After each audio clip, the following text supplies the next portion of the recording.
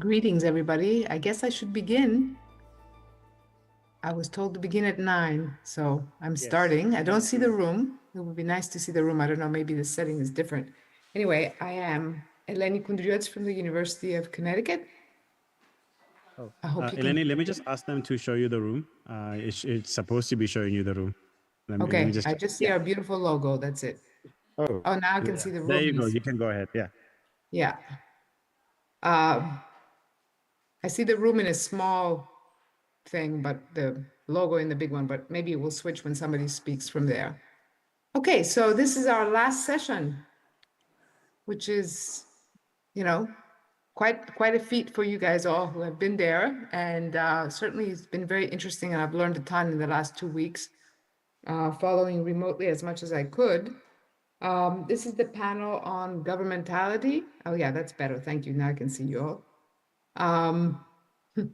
Governmentality and collaborative storytelling. We have 3 papers. I'm going to introduce each speaker, and then they will speak, and then I'll introduce the next one, etc. And then we'll have our discussion at the end. Okay, so first up is Anirban Mukhopadhyay. He's a PhD candidate. You all know each other by this point, but this is like the formal introduction, and also for the people online.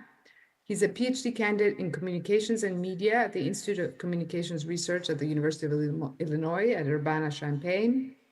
His work explores the historical and present entanglements of communication technologies, media policies, and transnational geopolitics. Currently, he's examining the roots of the Indian media system and its evolution, inquiring on the one hand how state power governs media technology, and on the other, how the critique and contestation of state power evolve in a post-colonial milieu. In his dissertation, he traces the history of broadcasting policies and radio in India from the early post-independence years to the present, to investigate shifting politics behind state broadcasting policies that attempted to mold all India radio and as a governmental tool to solidify citizenship and national identity. So please welcome Anirban. And Anirban, if you could tell us the title of your paper, that would be great. Thank you, Eleni. We are just still setting up my PowerPoint, so. Can you hear me? Yes, I can hear you. Awesome. Am I breaking up on your end or no? Did it say no? No, you're not?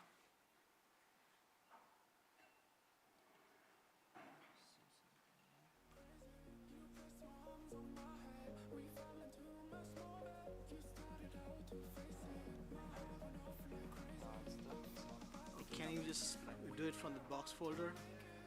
I don't have access to it. You don't have access to it? Can I email you quickly? Yeah, that's Okay, yeah, so, okay, so just email you quickly.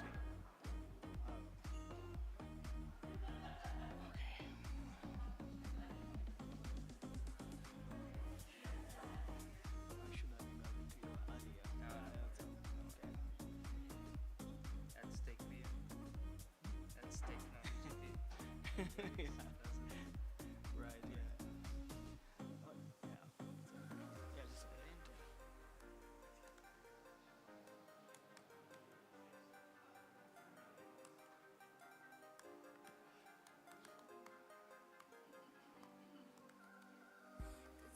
okay, it's a touch file. Where's this desktop?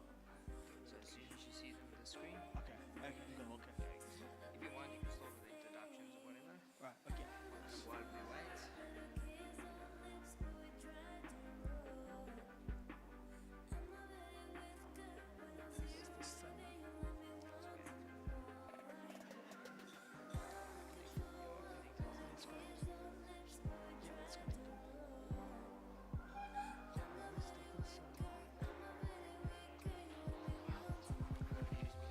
Can you have a speak? Yeah.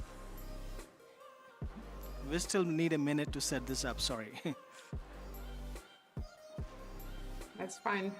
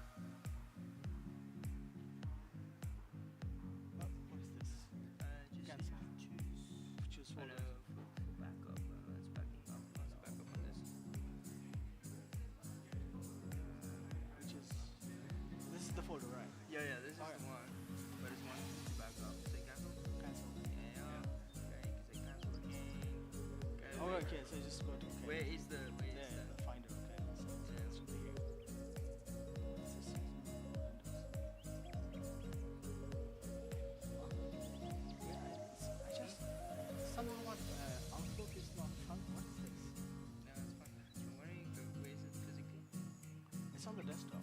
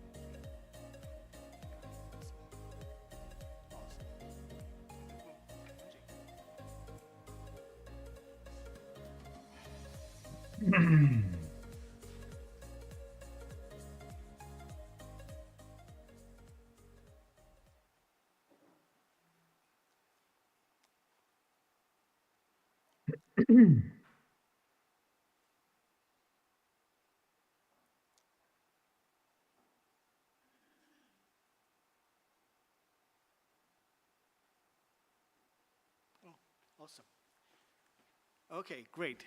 Thank you, Eleni, for the introduction. I know, yeah, I chose that ugly font deliberately. So, as you can see, my title is Unveiling AI Governmentality, State Power, Citizenship, and AI Justice in India. So, primarily, I'm looking at a case study in the context of India and telling you that how the datafied state, the neo-fascist datafied state, is using an assemblage of AI to produce these different notions of citizenship. So before I go into the background of the case that I'm looking at, just a few notes on the kind of concepts that I'm using. So thank you, everyone. Thank you for the wonderful presentation of over 2 weeks. Special thanks go out to Professor Lauren Goodlad, Professor Matthew Stone, all the organizers here at the University of Pretoria, Professor Vukosi Marivate. Special thanks to Angel, and special thanks to everyone else who have been kind of throwing out all these wonderful ideas. I relish every opportunity to get out from the middle of the cornfields from where I live. So it's great to be in South Africa. It has been really intense, wonderful 2 weeks. And thank you, everyone. Okay, so getting back to my presentation. So just to throw out some fundamental concepts that I'm using, and of course, we all kind of familiar with Foucault's ideas, but still I will kind of give you a snapshot. Okay, yeah. So governmentality. Governmentality, an expression originally formulated by Foucault, which combines the terms government and rationality. Government in this sense refers to conduct or an activity meant to shape, guide, or affect the conduct of people. I think that is the most fundamental aspect that I will be using in thinking through the relationship between the assemblage of AI that the neo-fascist state uses in kind of positioning and creating this idea of what I would call surveillance democracy. Conduct takes on meaning beyond the form of leading and directing. It also refers to the conduct of oneself, where a sense of self-governance is a guiding force. Rationality, as a form of thinking that strives to be systematic and clear about how things ought to be, suggests that before people or things can be controlled or managed, they must first be defined. Therefore, the state designs systems for defining populations, which make them known and visible. They include mechanisms of management and administration, work processes, procedures, rules, etc., and ways of classifying individuals or groups by income, race, professional and personal categories. And there are many other categories which I haven't mentioned here, which allow for their identification, classification, ordering, and control. So for Foucault, governmentality is a system of power, which often produces knowledge and certain forms of rationality. One caveat when we are thinking of governmentality in the post-colonial context, that Foucault's ideas obviously come from very Western-centric historical archival thinking. But when we are thinking of a post-colonial India, we have to remember that there has been a continuous process of building the citizen subject in India when the British colonialism kind of went away. So in the early years of post-colonial citizenship building, the policy framers were very obsessed with creating this citizen subject from the colonial subject. So there has been transformation, and this continuous transformation is an ongoing process. And the neo-fascist present regime kind of puts its own spin on building this subjectivity of citizenship. Okay, and another concept that, of course, I'm also using, governmentality is the main central concept, is, of course, the idea of biopower or biopolitics. Foucault kind of uses these two terms kind of interchangeably sometimes, and he kind of throws out different ideas in his different lectures, what this biopower means. But I would just summarize a little bit that Foucault conceptualizes biopolitics/biopower as technology of power that utilizes biopolitics, which is a kind of way of controlling the quote-unquote populi, or the population. The control of populations through apparatuses of normalization in order to maximize life processes.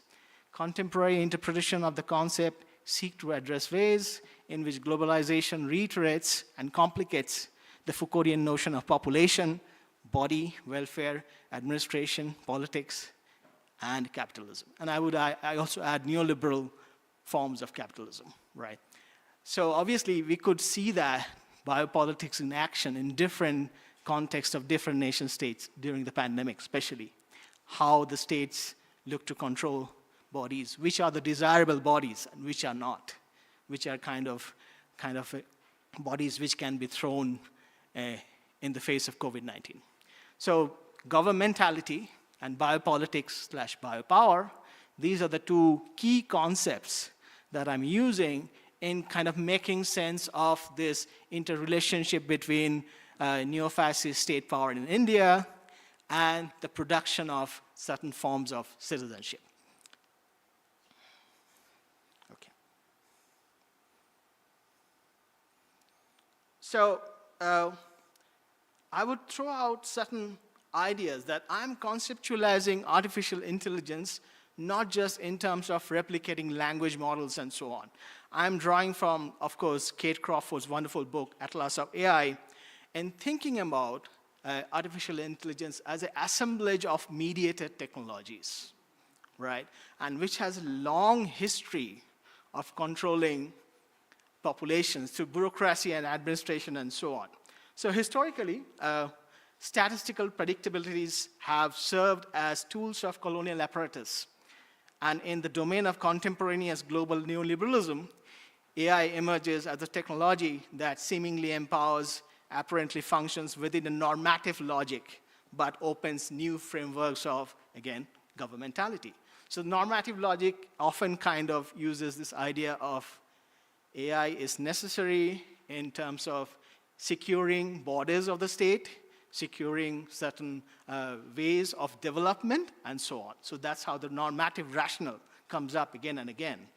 Artificial intelligence I look at it as a form of media technology assemblage that saturates directly or indirectly social and political habitus. And habitus is kind of, I'm throwing out from Bode. I'm not going to explain what habitus is, but you all know. Those of you have, of course, read Bode. Okay, so again, present entanglements of data power and artificial intelligence in India reproduce colonial contours of surveillance and biopower. Communication media technologies, let's remind us again, for example, telegraph, radio, internet, are genealogically rooted in military-industrial complex. They were, of course, originally thought of as a medium, a tool, as a machine of controlling troops, sharing propaganda, and so on. So we have to think about that all these technologies still bear the shadows of those military control when we think of these technologies. So neo-fascist nation state reproduces coloniality at this very present moment. The Modi government, the Hindutva-oriented majoritarian government in India, reproduces coloniality using the assemblage of AI under the garb of national security. So that's the core normative rationale that is being used in different ways. Okay, so now coming to the, actual case, that I'm looking at, which is this case of India's Citizen Amendment Act, right? So how does this datafied nation state uses data power? And data power, I see data power as a form of biopower. And it's kind of also entangled with governmentality.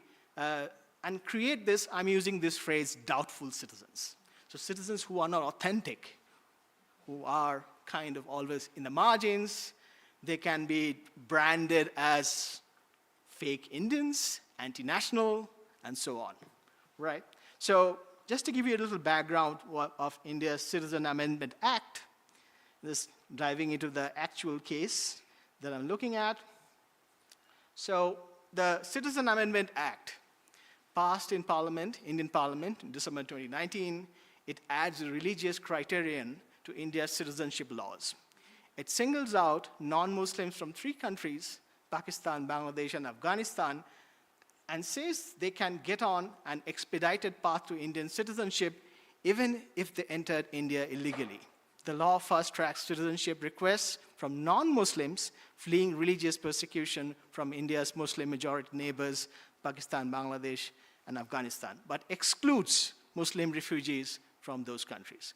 So it's clearly a very discriminative sort of legal apparatus, and it violates the basic fundamental tenets of Indian constitutions, which is kind of was crafted as a secular, democratic, socialist kind of republic, often kind of inspired by the US Constitution. Yeah, there's a lot of echoes of US Constitution in there, okay.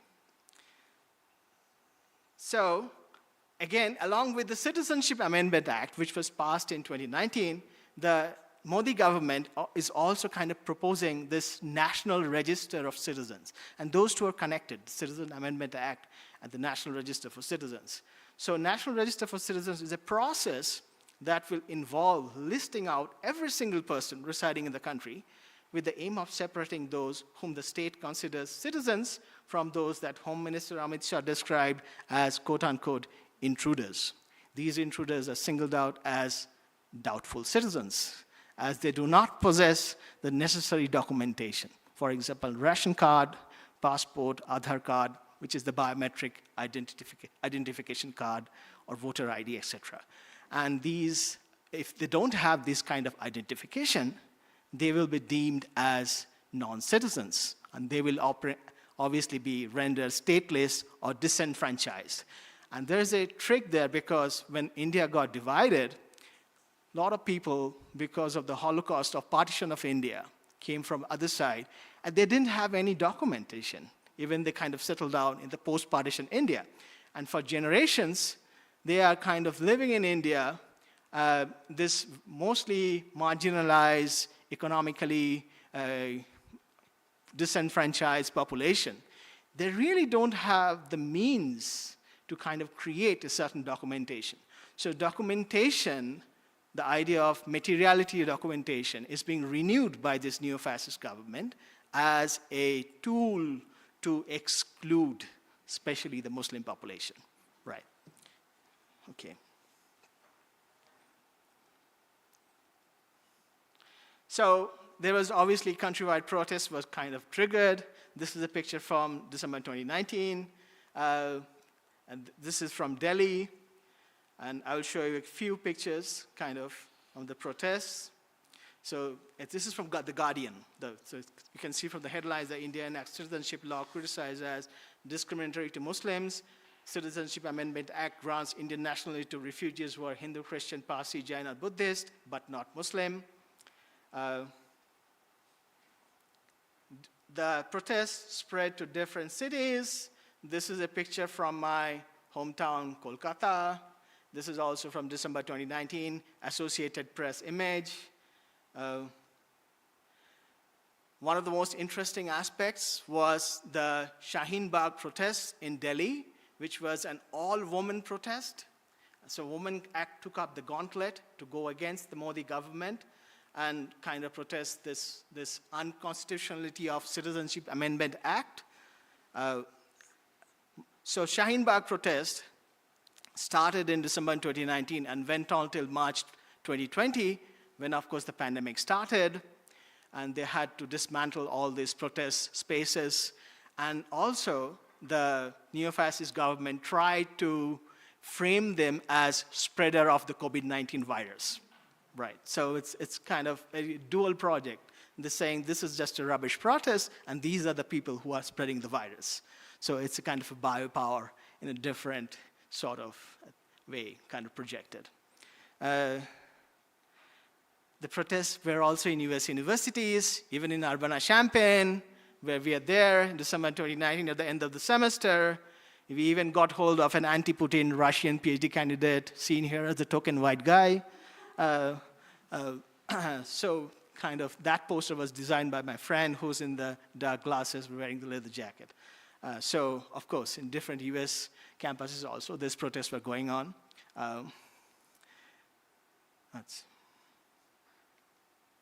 Okay, so the most rallying cry on this anti-CAA protest become this Hindi slogan, the "Hum kaagaz nahi dikhayenge," which can be translated, "We won't show the documentation." So that was the rallying cry, and also the title of a poem by this guy, Varun Brover, which became a sort of kind of voice of this protest, that we won't show our documentation. So because this whole structure of governmentality was kind of centered on this data of documenting the quote-unquote doubtful citizens, this became the rallying cry of this anti-CAA protest.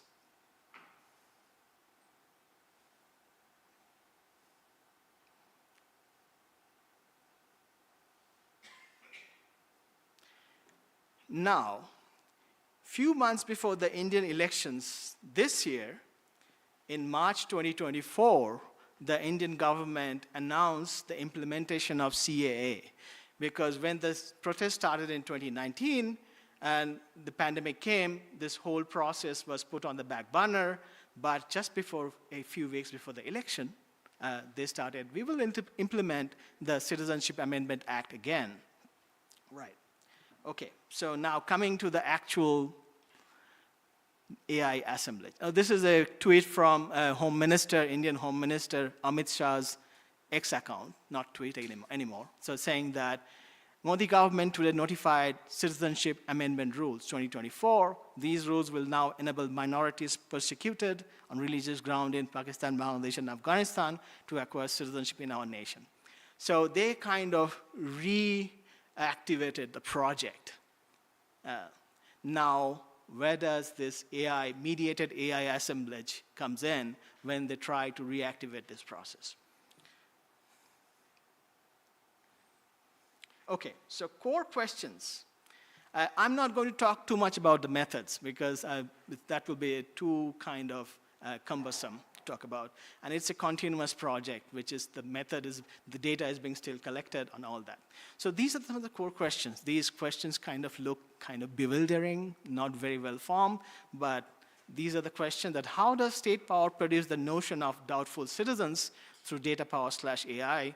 How does the intersectionality of neoliberal values, religious governmentality, and power normalize doubtful citizens as a socio-political threat? What possibilities of resistance emerge in this context? So the last question for me is kind of relates to this whole design justice idea, that how can we produce counter spaces? How can we create different forms of resisting or reclaiming those spaces, which has been vilified by kind of neo-fascist regime producing surveillance democracy. Okay. So,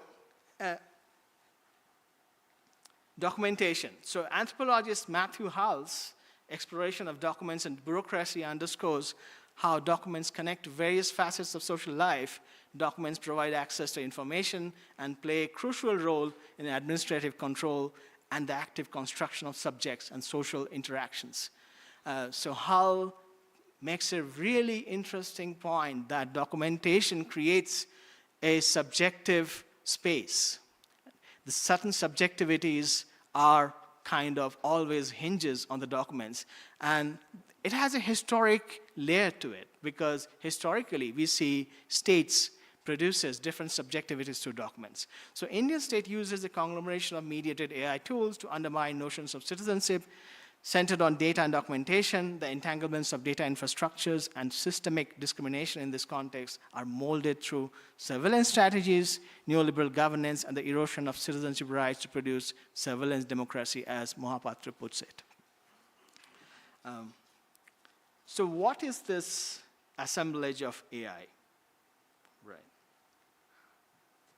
So first thing is, of course, this biometric identification card, or Aadhaar, which is being, of course, brought into being by the previous Manmohan Singh government, which kind of created as a mechanism to distribute welfare resources by getting all this biometric of citizens across different machinations.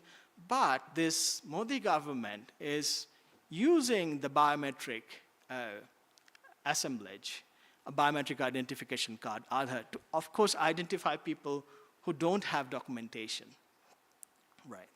So how they are kind of looking to render a huge group of population stateless by using this biometric identification card. So that's the one layer of surveillance technology, or part of the AI assemblage machine that I'm kind of arguing. Other, of course, is this whole ecosystem of social media. Now they are kind of producing party-funded chatbots. So BJP government IT cell has their own kind of system of WhatsApp groups, as well as Twitter bots and so on. And every election cycle, every cycle when there is a critique of the Modi government through a social movement like the anti-CA protest, these IT cells are activated in different way, and they kind of keep reproducing a kind of Islamophobic discourses in so many different ways. And there are, of course, official WhatsApp groups of BJP create fake stories, other forms of disinformation, and so on.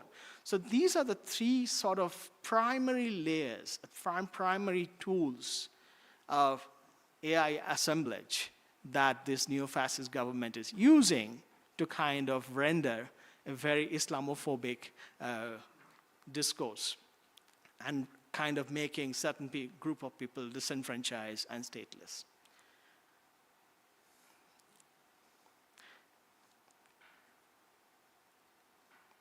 So datafied state, which kind of uses the repository of biometric identification, kind of uses different modes of surveillance in different ways.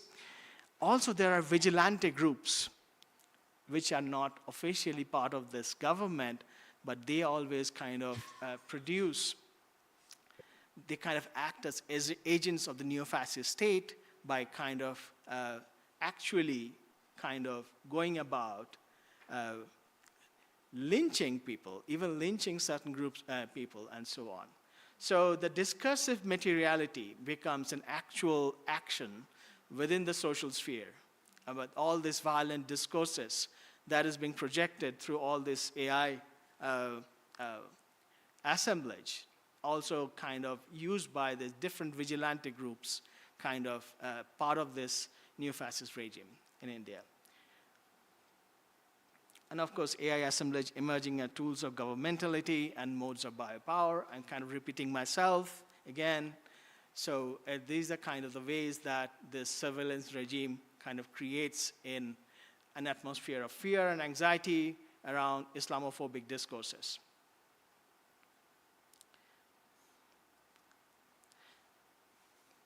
So this is the kind of connecting dots that I wanted to kind of project in this paper, that how is this kind of different assemblages kind of working together at tandem with each other, that the data power reproducing system of governmentality, legal systems like the Citizenship Amendment Act, and the ideologies of religious nationalism is kind of always getting entangled with each other. That kind of produces these forms of regime, surveillance regime that I'm talking about.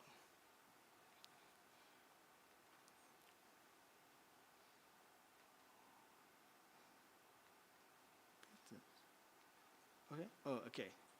So the whole idea of doubtful citizens is coming out, kind of being produced from this Hindutva ideology that the Indian nation state belongs to this majoritarian religious groups, and this doubtful citizens are kind of at the root of different social ills. They are kind of producing certain socio-political threats. So an array of anxieties. And we can draw parallel with the US right about this replacement theory, which is, of course, the race replacement theory.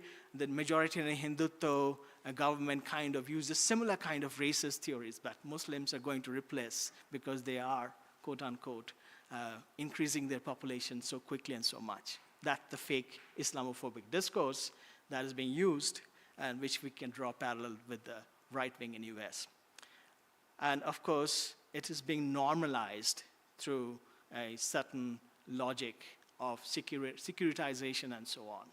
So the assemblage of data power and biopolitics creates this category of doubtful citizen. And also I wanted to talk about this, how Agamben uses Foucault to create this idea of homo sacer, that the doubtful citizens are living in a liminal space where they are not going to have any rights, not just voting rights, but access to basic ways of living, access to basic rights of citizenship, and so on.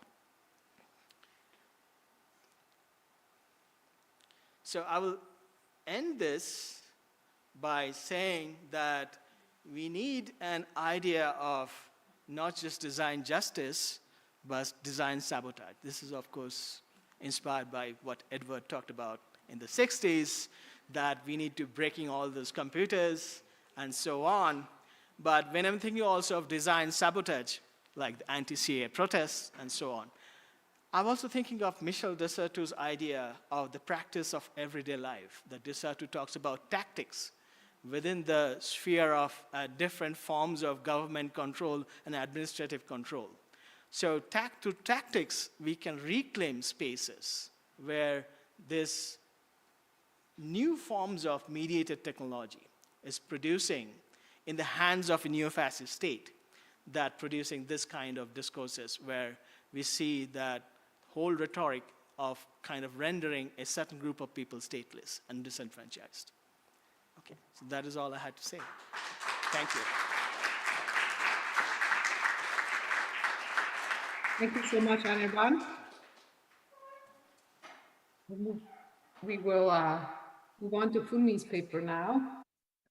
Let me introduce Funmi. We're going to take a turn towards the creative sphere, but everything will come together in the end.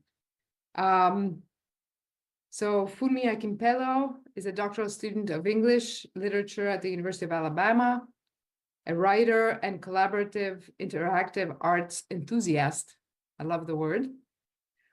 With a self-published novel titled Half Lives. She earned her master's degree in comparative literary history at Central European University, and she obtained a BA in literature and English from Obafemi Awolowo University in Nigeria.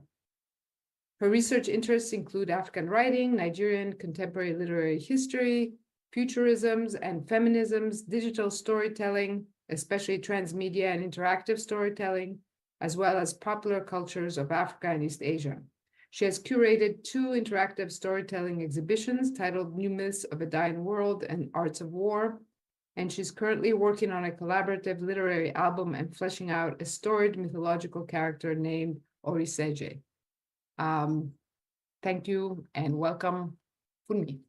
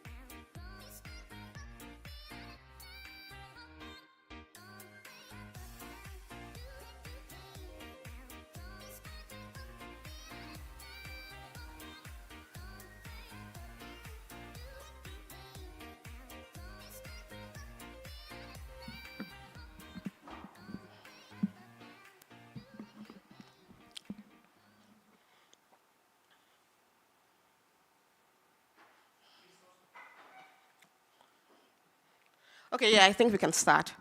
So I had half in mind to ditch this lecture full style of presentation and simply give an overview of the small section of my work that intersects with critical AI, then turn the discursive attention to artistic practitioners in the room like Rachel, Aurelio, Wes, Edward, so that they can present their views about the practices that I do, and then we can just talk about it. But then I decided against that, and this is because much of what I have listened to here has influenced my thinking about the subject under discussion in ways that will shape or reshape, I would say, what this piece of contribution about artistic intelligence in the contemporary African literary space will become. But I put a bit of work into this presentation, so I might as well have a go at it, in its current form. Still, as I speak, I want this one question to be at the back of your minds, because it's the question that has been plaguing me for the past days. And this is the question. To what extent should literary folks engage with AI's back-end processes? And by literary folks, I mean literary historians, critics, theories, just about, I'm trying to navigate this. Just about any practitioner. To what extent should it engage with AI's back-end processes, right from what goes on under the sea to what happens behind the glass doors of tech companies, when their primary concern is documenting stories and now they are told, AI or no AI. The point is, should we just let AI folks get their shit together and then we just go on to document stories? Give me a minute.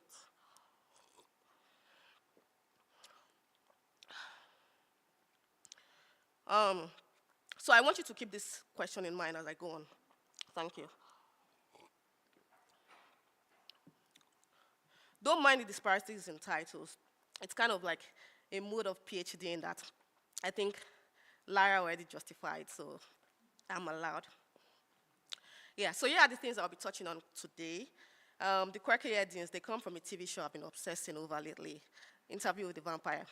I consider it to be peak TV, and the episode titles are immaculate, so I'm using it, I'm stealing it, basically.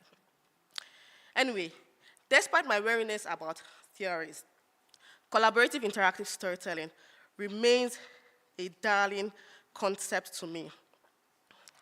This is because I think of it as one of those concepts that I tweak for my convenience, or it might just be because of how helpful it is for actually historicizing things going on with, I'm having problems with my,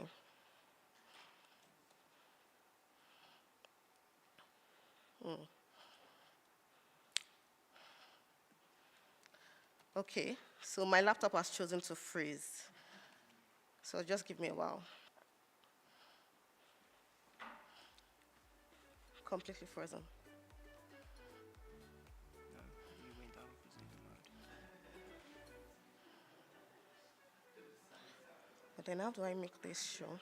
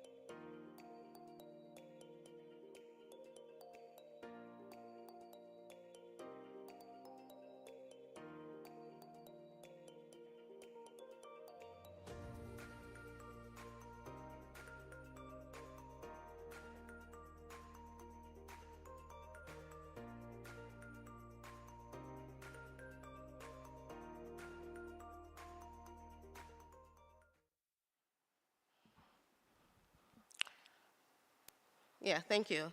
And thank you to the technical folks. So as I was saying, although heavily mediated by gaming technology nuances, interactive storytelling in its best... Why am I still having the trouble?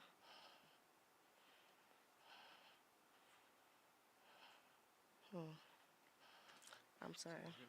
Like, I need to move here.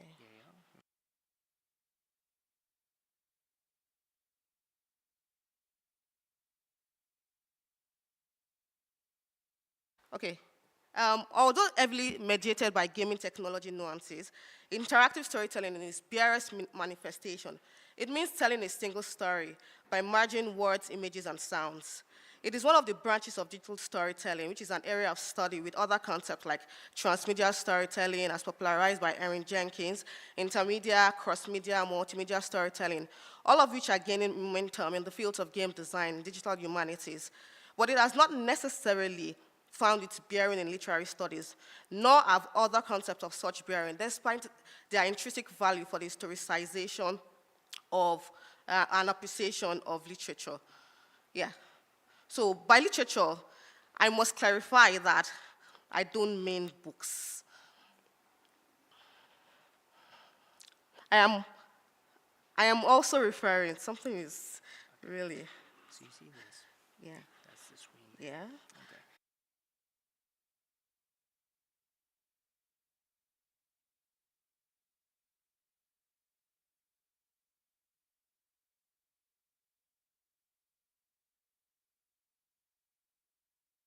I'm still having the issue. I'm so sorry.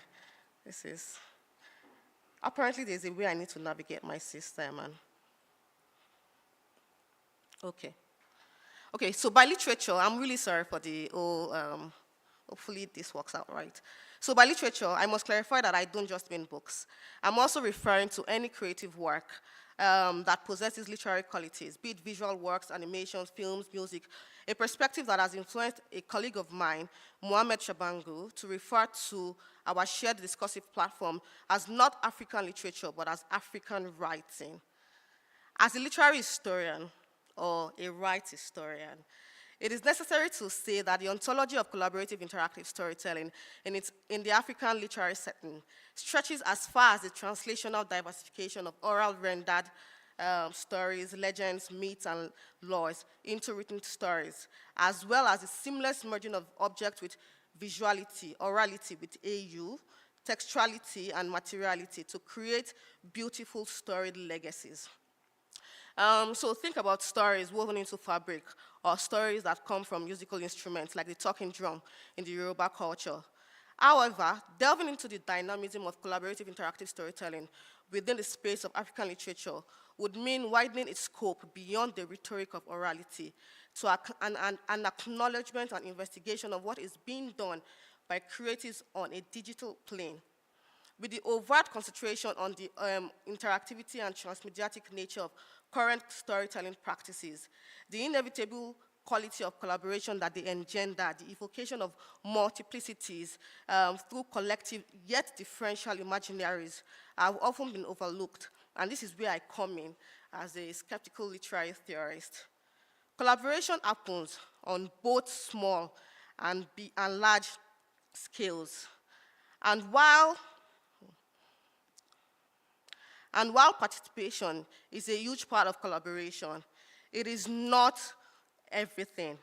Collaboration has a much more encompassing velocity, especially in relation to literature and art. For these reasons, adopting the term interactive storytelling is necessary.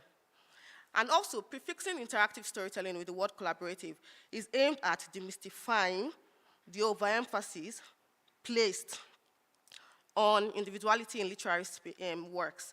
The author is often deified in the world of written literature as a singular entity who conceived of and created a story all on their own, thus pushing the theme that made the creation possible to the curb. In digital forms of storytelling like social media literature, which is something that I study, the author is intrinsically not the only important element, and that is what I want us to consider when it comes to collaborative interactive storytelling. Hence, it it becomes easier to notice all entities that have collaborated to the formation and promotion of the story. The teller of the story is an author. The owner of the story is an author. The reader of the story, who directly and immediately responds to it, is an author. That might be quite controversial, but yes, this is something that can be argued for. So as Henry Jenkins formulates, the convergence of contemporary media forms engendered by digitality represent a cultural shift whereby consumers are encouraged to seek out new information from different outlets and make connections among dispersed media content. This shift mirrors the current literary experiences of millennials, Gen Zs, and... Okay. Can I go on? Okay. I'll just continue and let's see what happens. This shift mirrors the current literary experiences of millennials, Gen Zs, and older folks who actively, unabashedly create and consume storied content on social media. Online platforms like Webtoon, like you were able to see before it went off, Crunchyroll, streaming services, story websites, game platforms, and the internet in general. Works that seamlessly integrate words, images, and sounds to create a colorful splurge of interactive artistic writings within a single narrative space. And AI is a tool that lends itself to the creative, consumerist, and commercial cultures that is engendered by these sort of platforms. Using collaborative interactive storytelling as a lens through which to read works by African creatives, both home and in the diaspora, exposes critics and historians to how 21st century literary forms have successfully managed to revamp present and past laws, express multiple, even contradictory subjectivities, place regional narratives on a global pedestal, contemporize storytelling through technological means, and broaden their imaginaries through narratological practices that cut across cultural and national boundaries. So this corroborates Professor Pra's point that Africans, in this case creatives, are, can be, should be not just consumers, but also creators, innovators, intelligentsias, shaping the direction in which AI goes or should go or will go. And my term for representing this phenomenon is African artistic intelligence. It's very lazy, I know, but yeah, we'll stick with that for now. So these are some examples of works and even like places like museums that I consider to have CIS qualities. I don't know if anyone has Tale of Kesaru, Zao, Orion Games. Meow Wolf is an interactive museum. Kindred, we know the book, at least literary scholars will know the book. Now it has been made into a graphic novel, and there's a lot to dissect there. But an example that I like to make reference to always is the boat. Is anyone familiar with it? Well, having established what I consider to be the basis of my literary orientation, you know what? Let's check it out. Let's see. I'm trying not to disturb the whole thing, but I want you to scan it on your phone, and let's check it out before we actually keep going. So listen to me talk, and please make sure to check it out. Thank you. So having established what I consider to be the basis of my literary-oriented interaction with design justice and AI, I highlight three interlinked... You good? Yeah, I'm good. Don't worry, it's fine. Yeah. I highlight three interlinked research projects related to the practice of collaborative interactive storytelling. So they are Insta Poetry, NFT art, and Afro Anime, or what I call the Afro Anime Initiative. Not me, some OGs called it the Afro Anime Initiative, and I'm just adopting the term. These artistic endeavors by Africans, are you all scanning it? I hope, yeah. These artistic endeavors by Africans, both at home and in diaspora, foreground the necessity of historicizing through frameworks like CIS, local literary products, attitudes, and trends that might look like a fad, a trend in this 21st century age, but they're actually going to stay with us for a long time and shape regions in Africa in significant ways. But first, permit me to wear my teacherly hat as I ask you to provide me with examples of works that of creative technology, any kind, that you consider to fit into the mode of CIS. So this is another thing you have to scan. I mean, we are all AI folks here, so or not. So let's put those phones to good use. You know, when I engage with people about CIS, I have come to the realization that what I have in mind is often different from the many far-flung examples that they think of, and I find that interesting. So it leads you to pull everywhere, put the answer, and we can check that out later. Subsequently, I'm just interested to know what you think CIS entails. Okay, so let's start with Insta poetry. So a fruitful exercise in digital storytelling and online poetic aesthetics has been Insta poetry. It is a generic practice that mainly deals with rendering poetry using Instagram as a medium. Often scholars tag Insta poetry as poetry to be written to be posted on Instagram. One person said Insta poetry is simplistic, little more taxing than reading a meme. It is almost always inspirational or emotional. Honestly, I roll at that, but yeah. Furthermore, this person, Berens, approaches the discussion of Insta poetry through a techno-economic lens, discussing how the huge commercial sales of the printed version of poems already uploaded on Instagram fit into the metrics of third-generation electronic literature, and offsets a new understanding of the relationship between literature and physical, playable, interactive, manipulable space. Big grammars. It is within the context of her argument that she mentions Langlia, Arikos, Nikita Gill, and then, who can guess the next person? Anyone into Insta poetry? No one. Rupi Kaur, everyone. Like, awaken your poetic sensibilities. So they are tagged as thriving superstars of Insta poetry, and she regards Kaur's work as possessing ludo-semiotic essence that underscores the playfulness of works produced in dynamic event spaces like Instagram, yet fraught with the affliction of tactical media and surveillance capitalism. I know that word is very fraught, but yes, that's what this person said. Another scholar goes on to assign Rupi Kaur as a pioneer of Insta poetry, whose footsteps have been followed. It is appreciable that these scholars recognize Rupi and other poets who live and create works within the four walls of America as true literary Insta poets. But the fact that they are regarded as the epitome, the zenith of Insta poetry, stems from the prioritization of Western ontology in all categories of existence and the failure of scholars to radicalize their examples through the colonial approaches. Since its inception in 2010, Instagram has always been populated with works that echo the simplistic, digestible, emotional caption-like feeling of Kaur's works, from anonymous accounts that present emotive words on post-it notes to sentimental advice about relationships and romance, doled out in the form of softcore poetry. Insta poetry preceded and will always precede Leave, Kaur, and all others that have become famous for it now. Even more, I would like to claim that Insta poetry is a metonymic shorthand for describing any kind of poetic activity that takes place on social media in general. This is mostly because of the fluidity that comes with sharing works on social media. A similar work of art that goes on Instagram can be uploaded to TikTok, YouTube, Twitter, Facebook, and Tumblr. What's more, Insta poetry has shown itself to be creatable through different mediums, even generative AI. However, Insta poetry has established itself as the hermeneutic concept upon which to build all other discussions of social media poetry, hence its viability as a signatory shorthand. Commonsensically, though, it is a misnomer to call printed book collections Insta poetry once they have left the playable dynamic space of social media. So it's on this note that I bring Wayne Samuel to attention.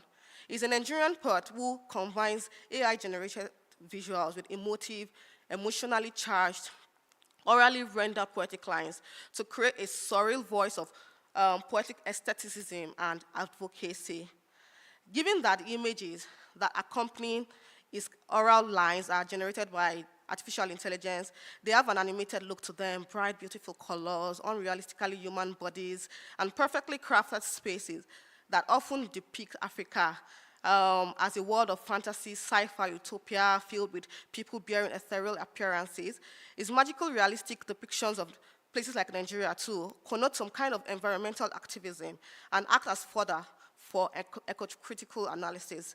As the images move and transition seamlessly in fricative lens, they tell a story and present a visual simulacrum that creates a collaborative interactivity between words, images, sounds. There's sound to this, I just didn't want it to play. The fact that a soundtrack is always added to the motion picture poem intensifies the immersive interplay between digitality and orality that the poems evoke. Furthermore, Wayne's personification of African regions as fantastical, vivacious, with females full of unique personalities, often arouse pride and dignity in the continent. Readers, listeners, viewers, however way you like to call them, they cannot help but feel a sense of gratification for being a part of Africa. And this is something you can see from the comments as they go, as a Kenyan, I miss home now, thanks for this beautiful piece, blah, blah, blah. The genderized nature of Wayne's Insta poems touches on all of his themes. Often he elevates the personality and outlook of the feminine self by personifying important phenomena as women.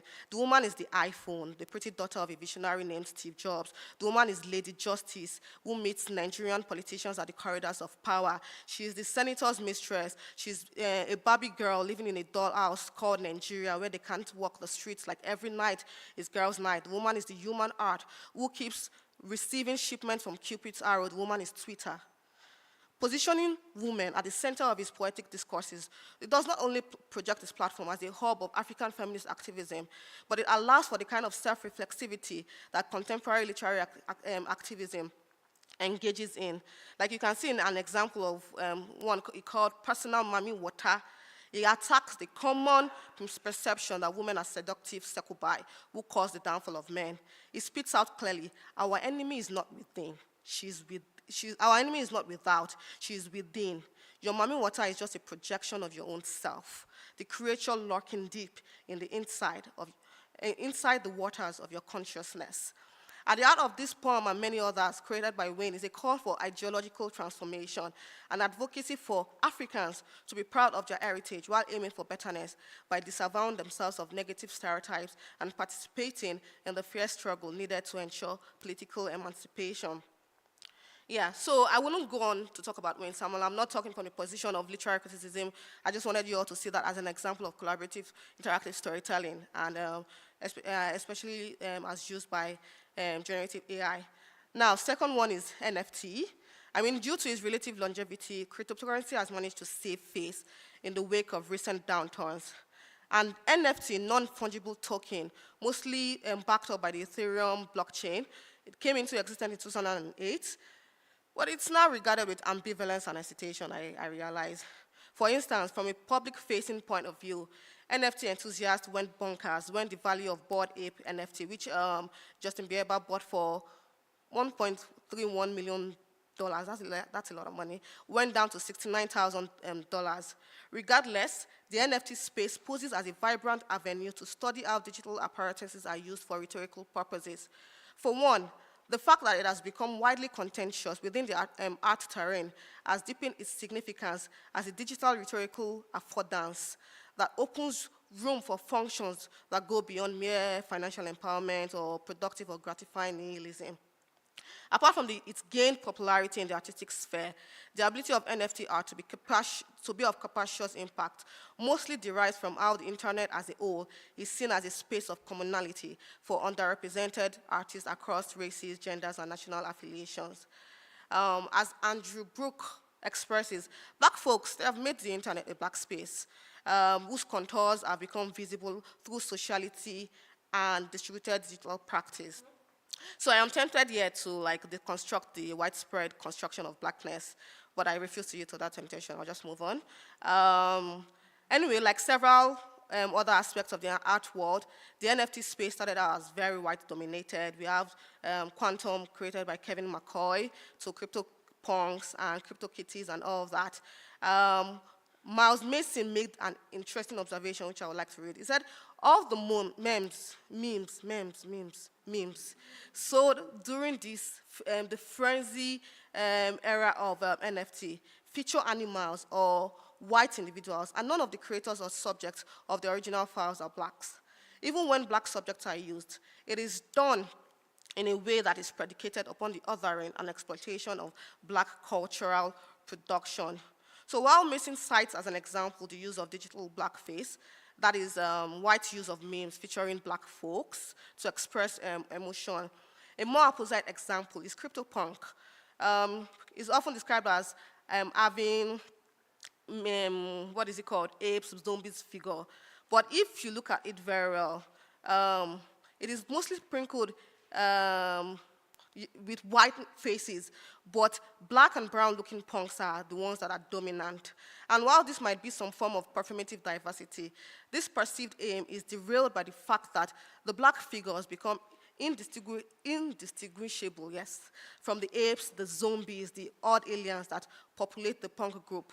Blackness in this sense is made visible to the point of becoming blurred into invisible, unrecognizable, non-relatable entities. The fact that a lot of money is being made of this problematic representation augments the argument made by Rob Benjamin about the invisible visibility of Black people in technological spaces. While this explanation might make one write off NFT as one of the play toys of white people, another circus display of white man's magic, it is different. And this is because, unlike traditional art enterprises that are heavily gate-kept, the very idea of a non-fungible token is to trademark and indicate ownership of original digital assets. Hence, it lends itself to the acknowledgement and acclamation of all agents, including Black people. This has enabled Black people to take up space in the NFT world and enforce their presence within digital media and art. So while digital creators might be getting a good kick out of NFTing their works in all of its complex originalities and vague appropriations, Black people are also riding that wave. And in my work particularly, I speak to our Black female artists who have actively jumped on the NFT train and using it to disrupt, challenge, and correct online perceptions about the female Black body. The artistic reconfigurations of the Black body with digital somatic frames, it bears an Afrofuturistic ethos that poses as a form of decolonial resistance. And we can even see like two artists that I particularly study in my own work is Oluwafunmilayo and Yunkore. And both of them, they use their NFT work to disorient our nature. And I use the word disorient on purpose, our idea of what we think the Black body is. These women, they celebrate Black women in all their glory, queerness in all its manifestations, disabilities, the crippling, and they kick against the crippling rhetoric of ableism. They talk about soft-core sexual politics. They play to the rhythm of vanilla-flavored feelings and desires. These women, they also use NFT works as to further the agenda of decolonial resistance, which I think has been defined as delinking from the colonial matrix of power. By disrupting the NFT space with works that boldly deconstruct notions about Black lives, bodies, and sexualities, Yunkore and Oluwafunmilayo veer off from once established legacies of race and gender that the Black female body has been subjected to. And they do something that Sylvia Tamale in her works says, the use of Black aesthetics to understand the hidden from view interconnections between race and gender and the relation of each to normative heterosexuality. So finally, a note has to be made about the social media promotion of NFT art by these Black women and how it shows a conscious practice of critical digital literacy. Like Yunkore, for instance, she does not use social media blindly. She is aware of the algorithmic bias that exists on the space. From production to reception, she's able to, like, through her work, reveal an abundant element of CIS and what it can do, its transformative power. So before concluding, I can't but put some spotlight on the Afro-Anime initiative. It came from this 2.0 mission of creating Black-owned narratives and interpretations of history or counter-histories. And Afrofuturism, as we know, has sifted into different aspects of human discipline, especially within the humanities.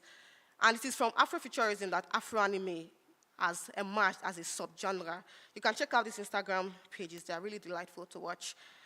And Afro-Anime I consider is a graphic novel comic that draws from West African mythology, Central Asian anime or manga literature, Western superhero, sci-fi, fantasy tropes to create narratives that reveal and reflect the mythos of a futuristic Africa.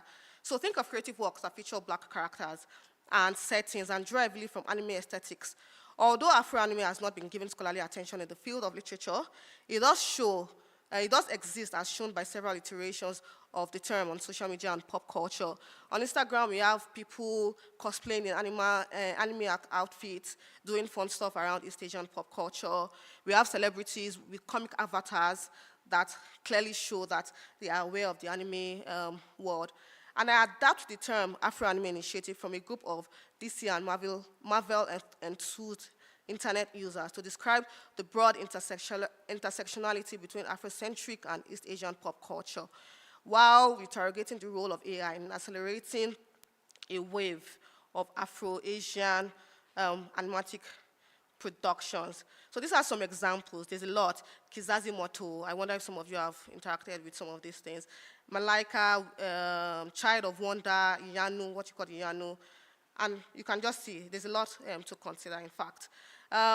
Unexpectedly, these qualities, they bank on creative technology and AI to manifest, which is like very expected.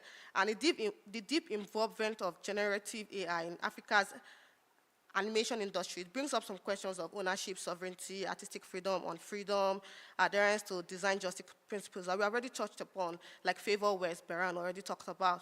But I want us to hone in a bit on the transformative power. Even though there's a lot of problems behind it, the fact that it has given a lot of, it has given a lot of creatives that freedom to do what they want to do with works. And the ethos of collaboration and interactivity, these principles with which I started, are intrinsically embedded into these artistic practices. As you can see, there's acute digitality, and I use the word acute digitality on purpose. Audience participation, community building. There's also multi-level transnational interactions with aesthetic sensibilities. And as you have seen some of these things, I want you to just give me suggestions on how to move the work forward. But also, I would love to hear your thoughts about the question that I started with, as I also interact with involved practitioners to make sure that this work comes to fruition in proper ways. Thank you for listening to me. Thank you, Funmi. Thank you very much.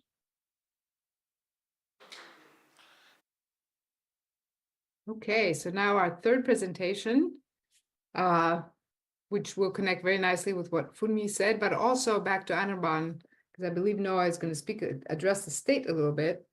So Noah Ọládélé is a PhD student in media, culture, and communications at NYU, New York University. His research interests include postcolonial studies, power dynamics and politics, African digital rhetoric, cyber and youth identity, social media, and rhetoric and the rhetorics of social movements. His research is situated in Nigeria, where he's interested in the digital ethnographic study of social media and the imbrication of local practices, knowledge production, and explanatory principles.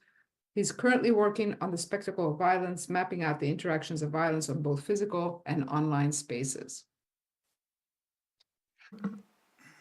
All right. Good evening, everyone. I hope you can all hear me clearly, right?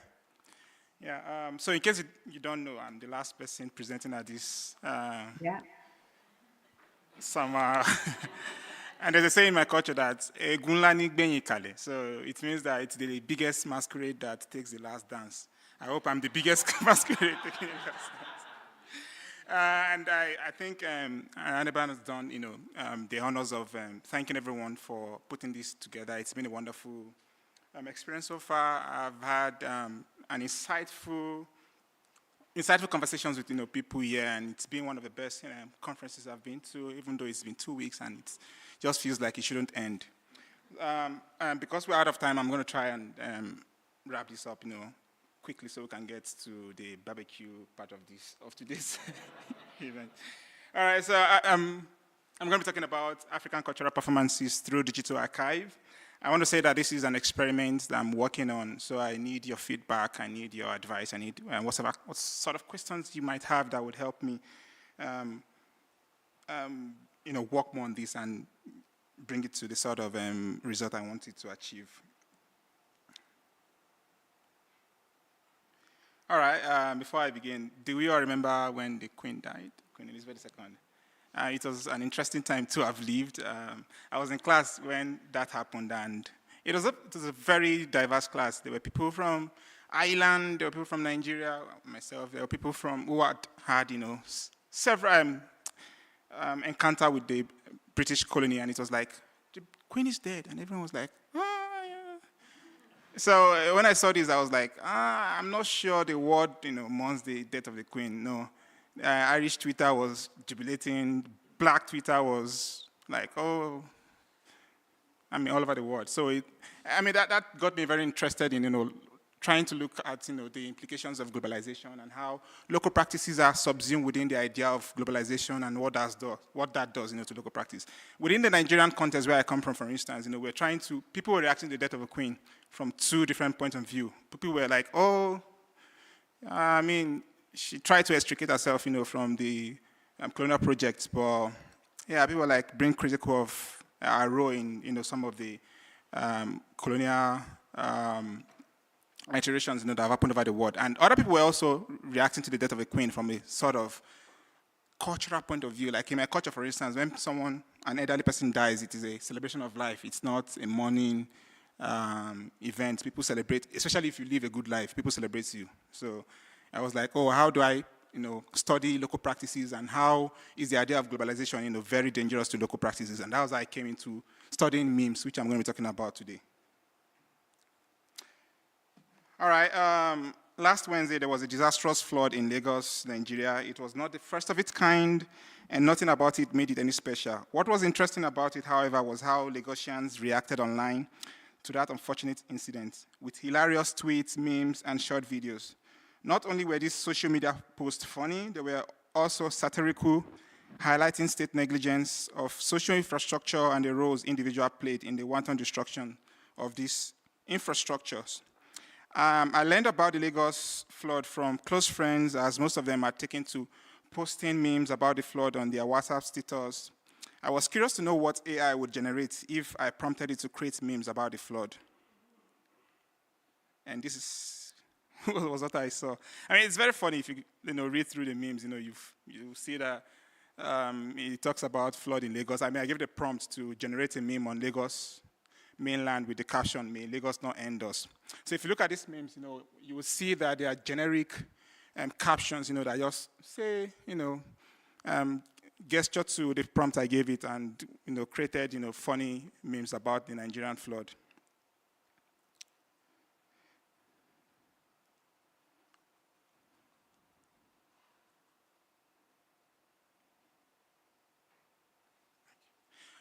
Okay, so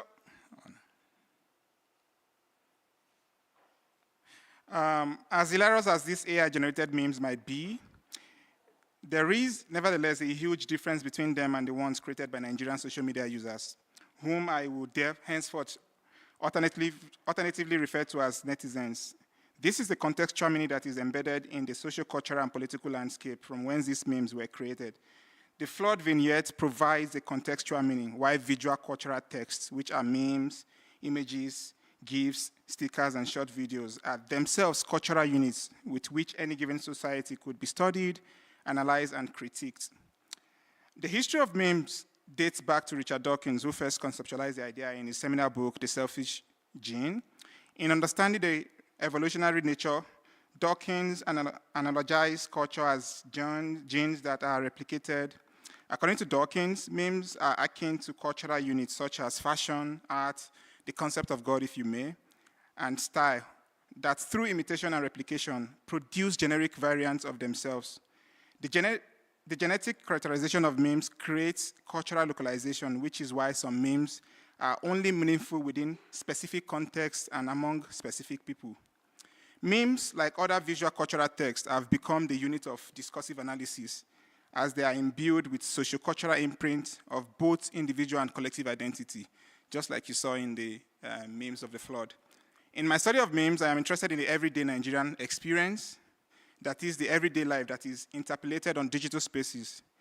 My research on memes is not aimed at essentializing the Nigerian experience, but demonstrating, as James Yeku claims, the cultural performances of Nigerian netizens that are reified by the affordances of social media.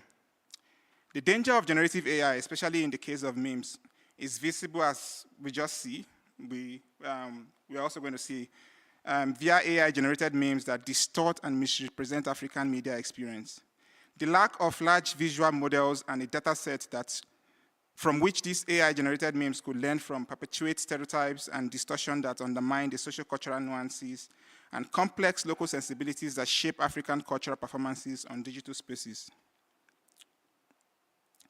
My research into memes and generative AI evolved from a critical standpoint of post-colonial studies. I am of the opinion, as are many others, that the post-colony is bigger than the epochal history of slavery, colonialism, and the neo-colonial exploitations of the West that are redefined by the neoliberal idea of technology. So among a lot of post-colonial African scholars, they have the opinion that we can't study social media because it doesn't carry as much weight as you would find in literary texts. So they are very rigid. Some of these post-colonial African scholars are very rigid about the methodologies and theoretical framework we use in studying African society. So some of them make the argument that we need to stick to literary texts, like poetry, prose, and drama as these appropriate genres of literary criticism. So, like myself and a lot of people were like, no, there's a lot we can learn from media and from the digital space to understand African experiences. So what I'm going to be doing in the next couple of minutes is I'm going to be taking us through 3 different examples of trending, I call them trendy epistemologies. There are maintaining steals and composure. If you're a Nigerian, you would understand what maintaining steals and composure means. No grief for anybody, vibes and inshallah. So these are very popular phrases in Nigeria. They are often referred to as aphorisms, or motto. Like, no grief for anybody, for instance, is regarded as the 2024 motto in Nigeria.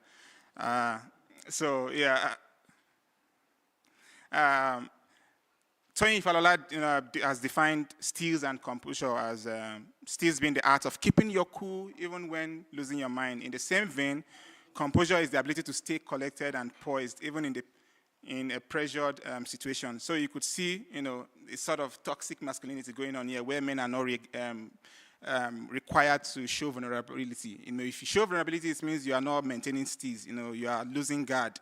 So you need to maintain steals and composure, by being very macho in a sense.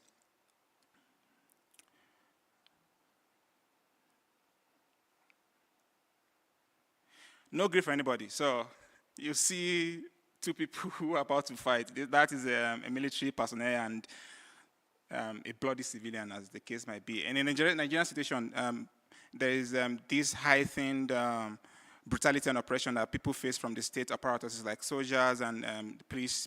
And to see someone who is about to fight with the soldier, it's a very uncommon thing to find in Nigeria, which also shows a lot about the idea of no grief for anybody. It means that you should stay strong in the face of oppression and in the state of brutality. You see people, the biker who is sandwiched between 2 trucks and the motorcycle who is also sandwiched between 2 buses. So that's the idea of no grief for anybody, which means that you should stay resolute, you should stay strong in the face of oppression. So the last one I'm going to talk about is Vibes and Inshallah, which is the name of the data set I'm collecting. And it is the last example I'm going to be giving as a way to explain what I'm working on. So Vibes and Inshallah, which I'm going to abbreviate as VIA, is a Nigerian mantra that has a variety of contextual meanings. It is a mood, street slang, question, answer, response, vibe check, and reaction to existential realities common to some Nigerian social media users. VIA could simply mean resignation to one's fate, but within that resignation, there is also an acknowledgement of one's contestation with the material conditions that influence that fate. As a reaction, VIA is a sarcastic remark that highlights the failure of the state. It is also a way of seeing oneself as a subject at the mercilessness of the state. There is a simple interpretation of this phrase, which requires looking at each word and what they mean. Vibes means whims, one's attitude, mood, and reaction. Inshallah is an Arabic phrase that means if Allah wills it. To live on VIA therefore means to rely on one's whims, and the will of God. The reference to God might be metaphorical, but there is a strong tendency to believe otherwise. Ọládélé, Ebenezer, Historical and Ethnographic Research of Government, Politics, and Pentecostalism in Nigeria reveals how religion, through Pentecostalism, has infiltrated and supplanted governance in Nigeria. Ọládélé's arguments situate VIA within a discourse where one assumes that the reference to God in VIA indemnifies the state and the digital subjects who have decided to submit the outcome of their material condition to the will of God. The phrase, as seen throughout this group of tweets, introduces different contexts in which the phrase is being used in Nigeria. Although Vibes and Inshallah is not exactly a method, it is a phrasal lens that provides insights to the cultural performances of Nigerian social media users. We are let into the decontextualized paradigmatic positionality of users who contend with their daily realities from a VIA point of view. So if you see, this was the group of tweets, that I'm showing. The last one, for instance, was created, I think it was last year or early this year, where people realized that there were fake products being shipped into the country, and people were just reacting that, oh, we are surviving on the blood of Jesus and Vibes and Inshallah. So, VI reveals the socio-political gaps and agential recalibrations that exist between the digital subject and the state. On the post-colony, Achille Mbebe argues that the post-colonial subjects are alienated by the subjection and domination that define the post-colony. These digital subjects, as exemplified in this thread, acknowledge their socio-political gaps as first and foremost caused by their own material conditions in concert with the state. In addition, these digital subjects move away from post-colonial critique of the post-colony, which one could argue means that they do not contend with this subjugation and domination as post-colonial creations, but as fasticity of their own reality, which is caused by failure of the state. In other words, the digital subjects reclaim their agential selves by situating transnational experiences from VIA lens. I'm going to show another tweet. I hope do we all remember this? Yeah? Yeah, interesting. So this incident exemplifies the interpolation of transnational experience into the Nigerian local experience through VIA. During the 2023 FIFA Women World Cup round of 16 match between Nigerian Super Eagle, Super Falcon, and the English team, the English player, Lauren James, was sent off the field with a red card for stepping on Nigerian player, Michelle Alozie.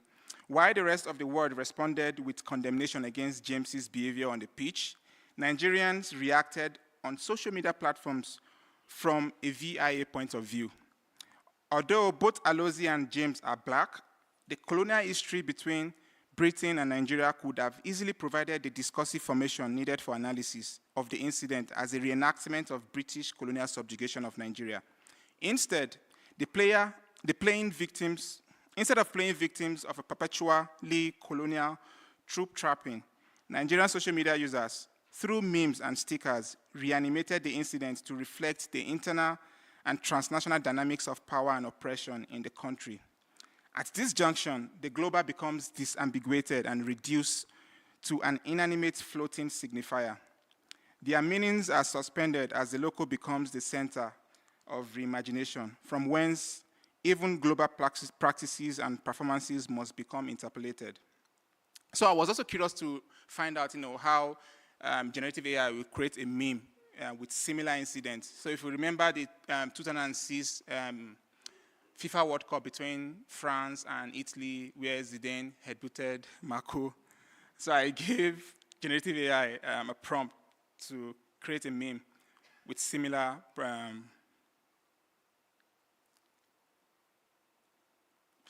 so also I gave, generative AI to create a memes based on James and Alozie's situation, and these are the memes that were created. So if you look at these memes, you would find, just generic information about someone being stepped on their back and how one could react to it.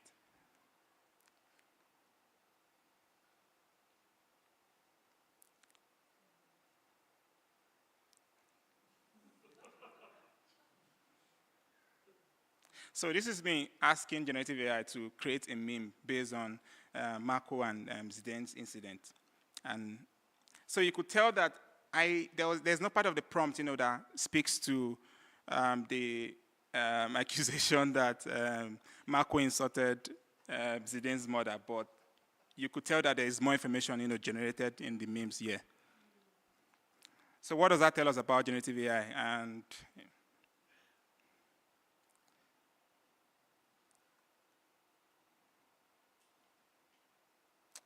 so the virality of memes on Nigerian digital spaces was solely due to the localization of the incidents of James, as we have seen. As stated above, the dynamics of power or oppression is being shifted from what could have easily been interpreted as Britain versus Nigeria to reflect the post-colonial domination and submission within Nigeria. One could argue that the legacies and superstructures of colonialism, coupled with Western hegemony of political power and control, are responsible for the precarities of African post-colonies. As a counter-argument, one could also argue that what these digital subjects are doing is yanking themselves away from labels of victimization that deny them of agency, responsibility, and political sovereignty. As Oluwafunmilayo argues in Against Decolonization, post-colonial subjects are no longer passing off blames or letting the material conditions of their reality be defined by the historical episode of slavery, colonialism, and racism. Rather, they are creating new epistemological trends and performing their everydayness on digital spaces.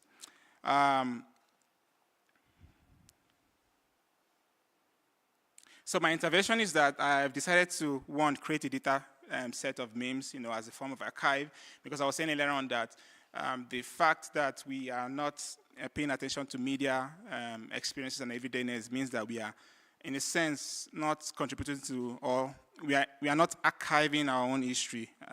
If it is true that media experiences itself tells a lot about a society and people. Also through this database, I also think I'm working towards the idea that it could also be automated in the sense that it would be a platform where people could generate memes, for research. For instance, if you want to write a paper or if you're working on whatever discourse you do within Nigerian society or African society at large, you could go to these data sets, and generate memes that you would use as your data of analysis. And lastly, I'm also looking at how, the examples I've listed could serve as, thematic preoccupations or even methodological framework, that people could use to analyze and understand, African experiences. So I hope how can I click on the link? Does that work? Oh, never mind. Yeah, so the memes is a link to the link itself is a Google Drive link where I have, I'm populating memes based on Nigerian cultural performances online. And so far I have about 10,000, if not more, memes on that drive. So what I'm trying to do is, just, trying to echo what Beran said the other day, that without data, machine learning, and automated decision-making systems, are empty. So how are we, contributing to this knowledge production on this platform?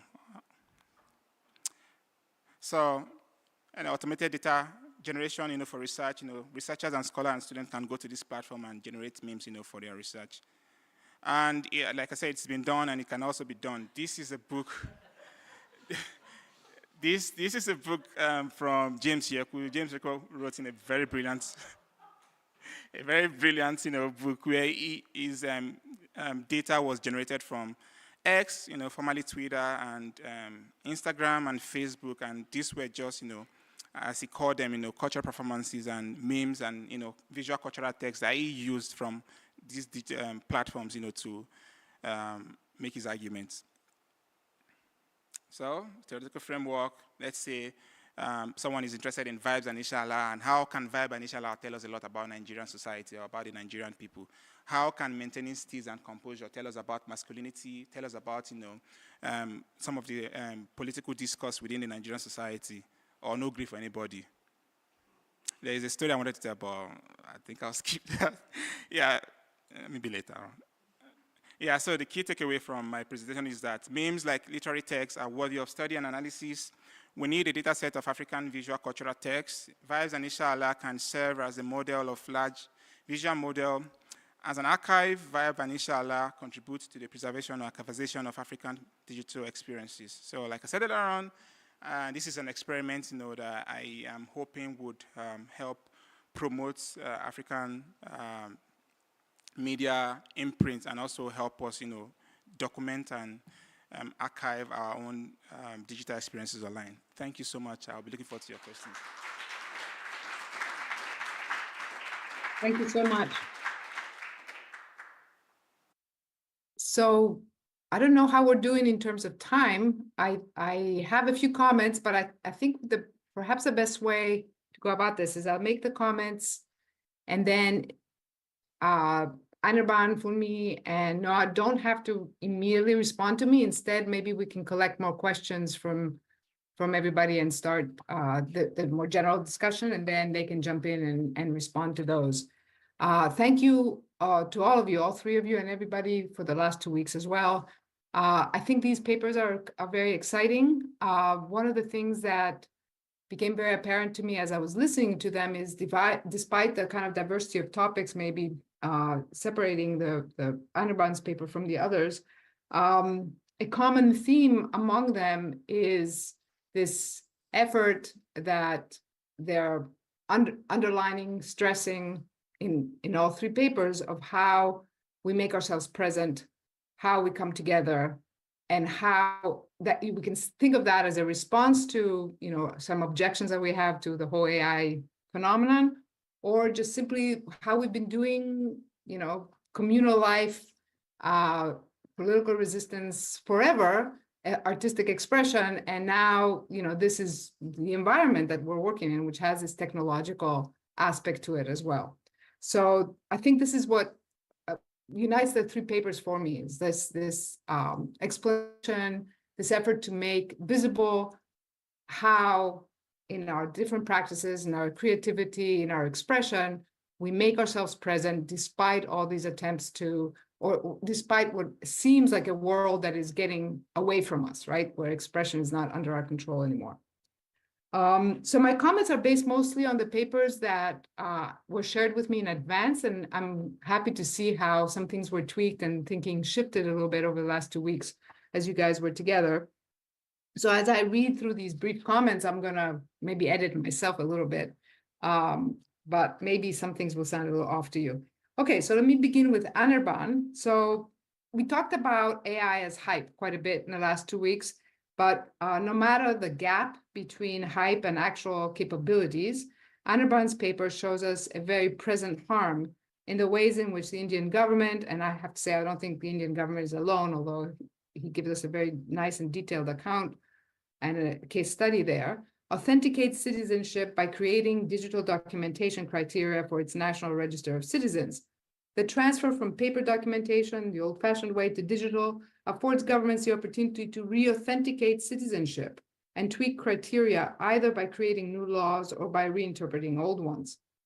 The speed with which the change is happening, the seemingly overnight new requirements that convey manufactured urgency around national security, as well as the impression that this nation state is technologically advanced or modern, what Anna called in the paper that I read, the enactment of development utopias by post-colonial states, extracts the citizens' tacit consent to be surveyed, pegging access to our rights as citizens to the digital documentation and biometric data requirement. So at the end of his presentation, Anirban talked about design sabotage and echoed some of the ideas from the last 2 weeks. He showed slides of protests, right? So responses. But one of the things that I saw in the paper that I read that wasn't in what he presented was laying out 7 suggestions for future directions or interventions that we can make. And I'm going to highlight a couple of them just because we did talk about them in the last 2 weeks. So even though Anirban did not address them in the paper itself, they will sound familiar to you. And my question for Anirban and all of us is that when we make these suggestions for how to go forward, and the 2 that I'm highlighting are digital literacy efforts and inclusive policy making, I think one of the challenges that seems really important to me is how do we get these initiatives to work together? How do we can say this is a good way to go and that's a good way, and we can make these lists and all of them with the nice bullet points. but the synergy among them is what's really important and what I'm wondering about. And if we take the example of the digital literacy, we usually talk about literacy in generational terms. We don't have that kind of time, right? As AI is sort of developing really fast. So this question that I'm ending on with Anirban is not really going to be very present on your mind right now based on the paper that you heard, but it was something that I thought about when he laid out very clearly his 7 suggestions for how we can work past this problem. And the question that I have then is when we make such suggestions, when we lay out all these steps, how do we make sure they work together in some way that can have this compounding effect, right? And advances. For Funmi, I was really interested in I hadn't seen your PowerPoint in advance, in how you centered the idea of the author, because that's actually, you didn't name that in the paper that I read, but that is actually what I ended up commenting on. So your paper examined digital artists from the continent, from the African continent, who have succeeded not only in creating an audience, but who have monetized their work. You kind of ended on that material. The entrepreneurial dimension, I think, goes hand in hand with carving a distinct space for African perspectives, but also for launching their aesthetics and influence more widely. This idea of presence and making present, I think, is very strong in that part of your paper. So I want to, though, highlight your use of the term interactive storytelling, which I think was really important to you and very important to your way of thinking. And you define it as telling one's story by blending images, words, and sounds. And I think you show very well how it's uniquely well-suited to the digital. The fluidity among media that you underscore with that term has some different instantiations in your paper as well, I have to say. One of them, and actually these different instantiations seem to kind of really underscore the importance of authorship, if not of a single author, but the whole idea of authorship, of that human agency of expression. So you note, for example, which I don't think you necessarily mentioned in the presentation, that some of the poets, the Insta poets that you analyze, eventually publish books of poetry. So going from the digital to the print, it doesn't surprise me because print is still the prestige medium for poetry. So there is this kind of, and you acknowledge that in a way when you wanted to move away. I don't mean literature only in the sense of printed books, right? So that relationship between these two spheres, let's say, has something to do with the way in which we conceive authorship. And I think you had a lot to say about that. You also showed how art moves between different platforms, from X onto Instagram, for example, changing forms, how art is translated from especially in terms of the Afro-anime context of your work. So what I think is really important is how your work centers people and how they use technology, obviously. And your definition of interactive storytelling, sometimes the way it was stressing the technology, the media, the forms, and then you linked it to collaborative, but where's the human presence in that? In some ways, I think that the interactive storytelling needs to keep in the foreground the human agency part. Sometimes it felt like it slipped, but maybe I wasn't listening properly. And I think it's a very exciting idea, this broadening out of this idea of collaboration and interactive, so that it's not just, we get together in a room and we collaborate, but it has to do with all the media that we use as well. With Noah, Noah gave us a very stark contrast between social media posts of Lagosians embedded in their cultural context and the AI-generated memes, which were frankly bizarre, all of them. The question you pose is how to create a better AI for this specific cultural context, and you're careful that the goal is not to give us this cultural production a global visibility, but to actually have it address the needs of the people who want to use it, right? And you shifted this discussion towards scholarship at the end. The meme itself is a form about localized expression about a specific context, and hence, if AI-generated memes are wrong, they produce a kind of alienation akin to the various cultural harms of colonialism. Memes, you say, and I like this way you phrase it, reflect everyday life interpolated in digital spaces. In your Vibes and Inshallah example, you explain these as a response to the state. Okay, so this gets us back a little bit to Anirban's concerns as well, a way of complaining about the state. The expression allows for the assertion of a common perspective and hence a sense of community. I don't know if you are aware of the late Teju Olanyan's scholarship, but he frequently would say that, Nigerians have zero anxiety about the nation. They know they're Nigerian, but they have a lot of anxiety about the state. They want a functioning state, and their whole sort of way of existence is this constant battle with the state. So I think this works really well with what you're talking about. I'm interested in what more you might have to say about this collective identity that the posts make legible and how it can, or whether it already does, mobilize people politically. It was very clear to me that there's a very strong sense of community, a very strong expression of the critique of the state and the complaint, but you didn't necessarily make this sort of move to that Anirban, for example, makes in his paper by showing political protests. So you could have done it, I'm sure, but so I'm wondering about, whether you're interested in going that direction or not. The Women's World Cup example is great. It shows this kind of appropriation and recontextualization in the local, and how that is a very strong expression, I think, of presence of the moment and of the particular. That communicates very widely within its own audience and beyond, really, once it's explained. So those are the comments I have, and I hope they made some sense. And I'm interested in hearing the discussion that you're going to have. It's going to be very hard for me to call on people from here, so I'm hoping somebody in the room will step up and do that part. Thank you very much.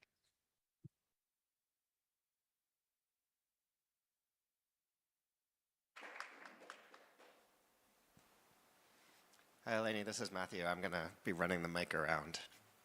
Okay, great. Thank you.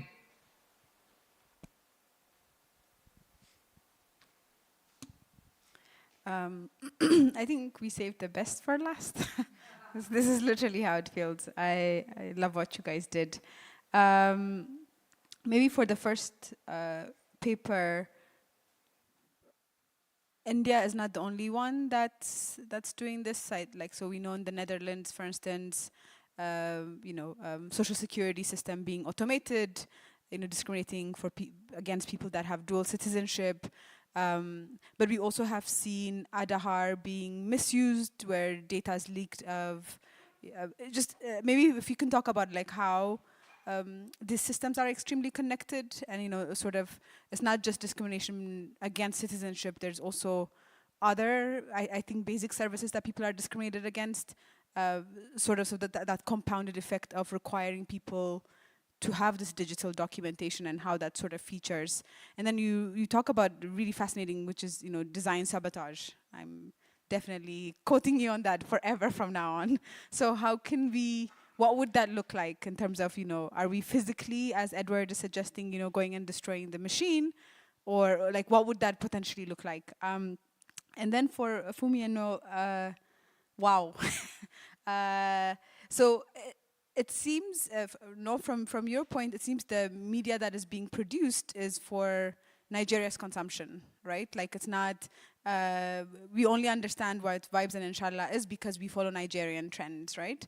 So I really love that, and I wish if you could say more about that. And for me, for you, is that the same? Is folks that are creating NFTs and others, is it is it being monetized in the sense that are they being bought in Nigeria? Are they being bought in Kenya? Or is this again being packaged and sort of being bought by folks in another part of the world? So who's the market and the media that the consumer that they're looking at? Yeah, thank you.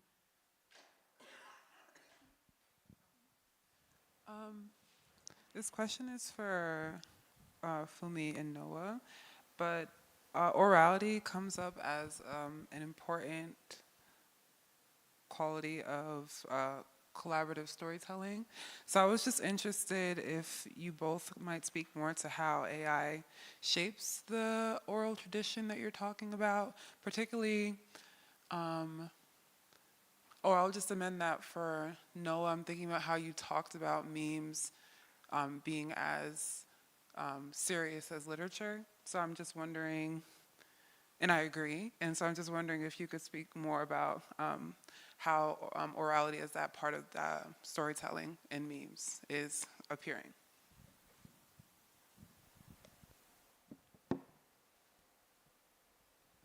Maybe now's a good time to have some replies.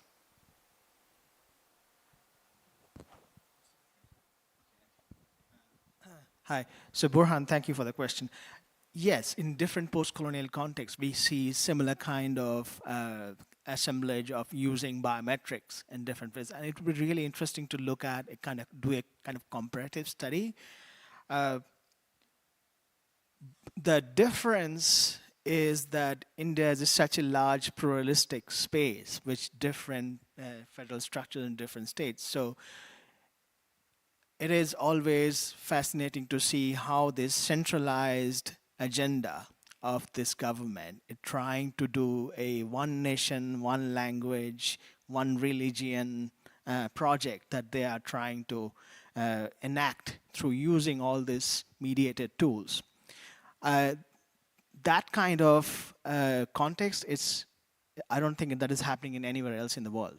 But absolutely, it is different post-colonial contexts that you can draw parallels even with US, because internal politics of US is kind of almost follows the rationale of certain colonial structures of power. So yes, I can draw parallels in looking at this specific case study, which I haven't done yet, but it would be absolutely a kind of it will be a much bigger paper, but certainly I can draw parallels about that thing. And the idea of design sabotage, of course, I'm still kind of trying to think through all the possibilities of how we can do that. When thinking of this idea of design sabotage, I'm thinking of idea of media as not just this digital tools or machines, but also spaces that we occupy in our material structure during social movements, right? Spaces can be seen as tools of mediation, right?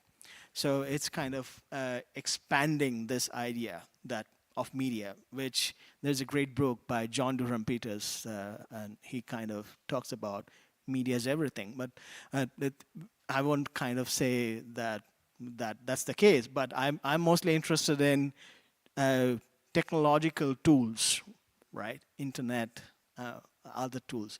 But when think of design sabotage, probably we need to think about how an idea of counter-public sphere using digital tools. That is one aspect that I want to highlight.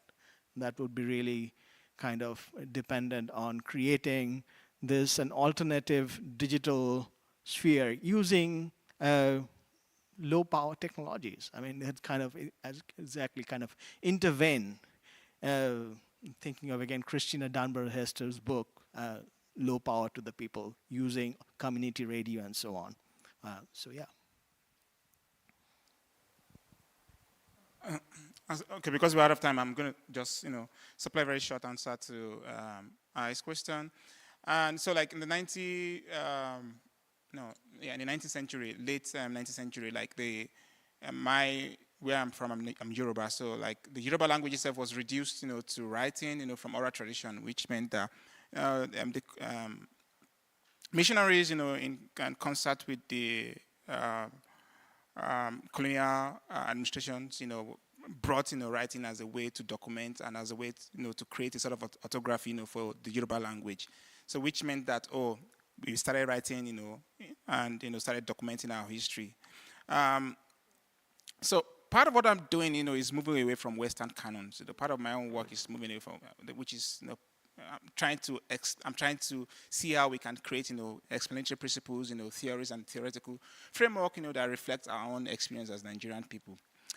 So which means that part of my work is influenced, by the, works of radical black traditions, of people like Cedric Robinson, Fred Morton, Sadiat Hartman, and folks like that. Like Fred Morton talked a lot about para-ontology of blackness. How do we reappropriate, blackness in a way that shows our lived experiences. So part of what I'm doing is like, how do we document our own, lived experiences on digital spaces now that also reflects, that history that shows that, we as a people, our cultural experiences on this platform, it's a translation of the sort of life we live.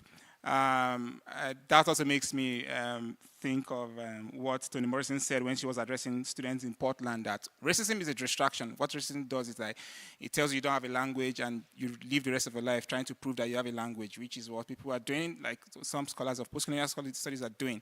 So like, how do we, just do the work and show that, what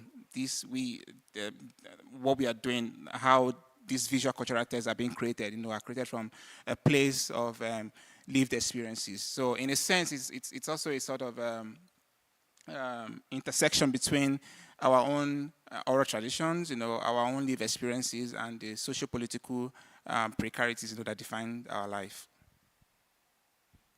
Thank you. Noah has neatly summarize some of the things that I would have said about orality, documenting our lived experiences. But one thing that that I have to add is the very fact that I consider digitality to be a mediator between textuality and orality.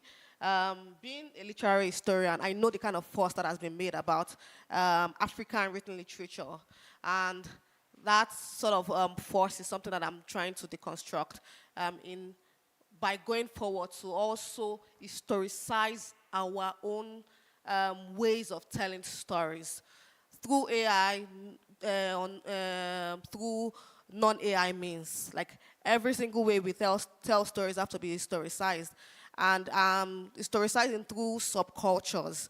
And these subcultures then lend themselves to pulling back orality into our historiography. So orality in this sense is not just some detached concept from the written.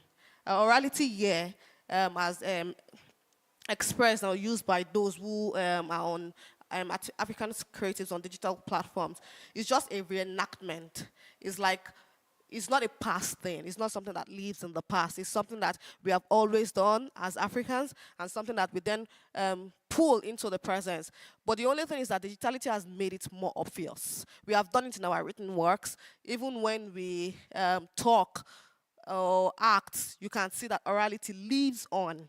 But then you go to digital space and you find that that space has become sort of a mediation for people to truly put in the oral, something that has been relegated by colonial forces to the primitive past, primitive in quote.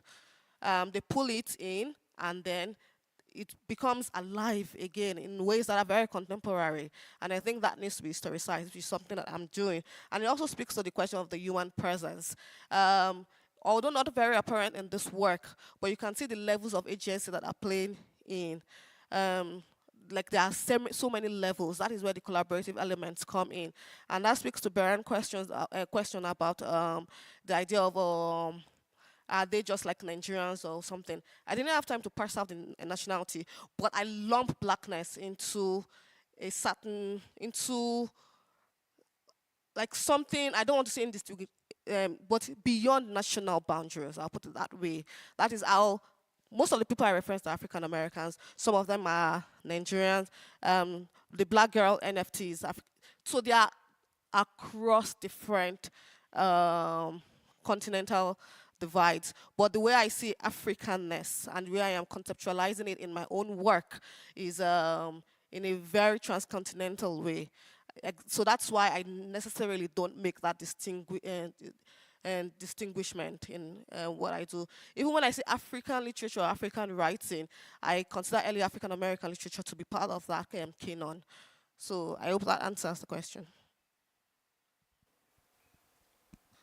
Other questions?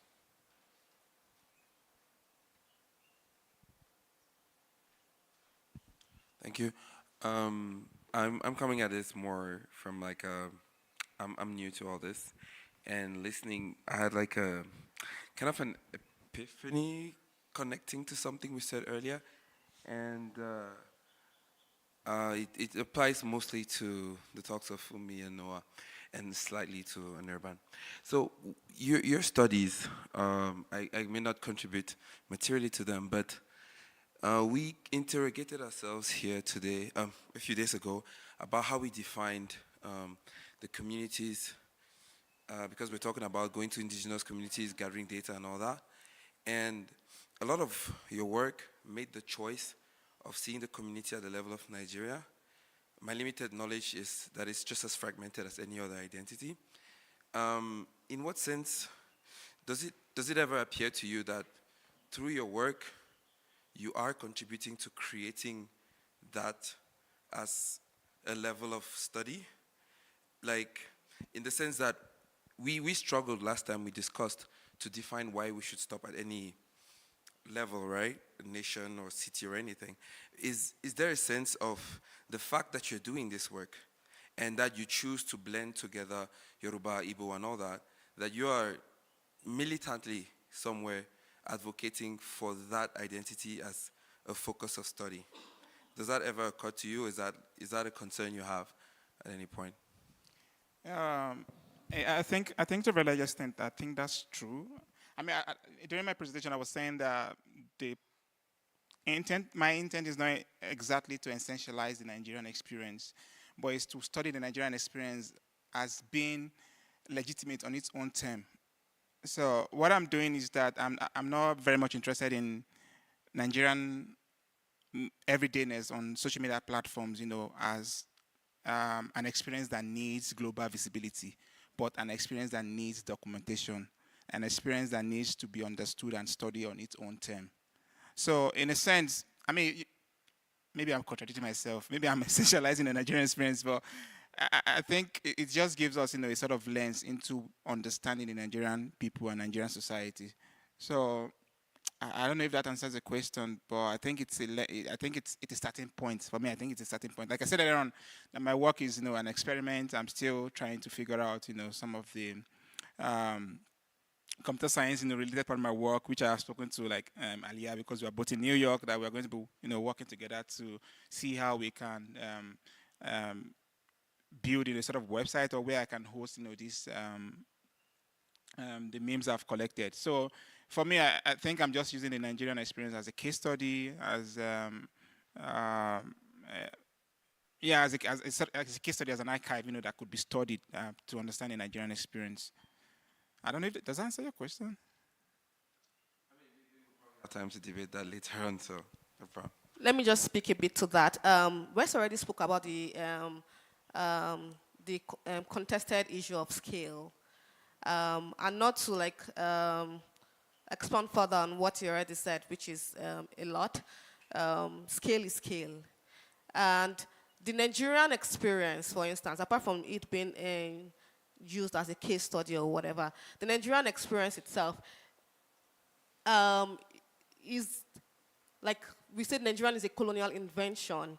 There's an identity that you have as Yoruba. There's an identity that you have as a Nigerian. And I think that those two identities should not be conflated.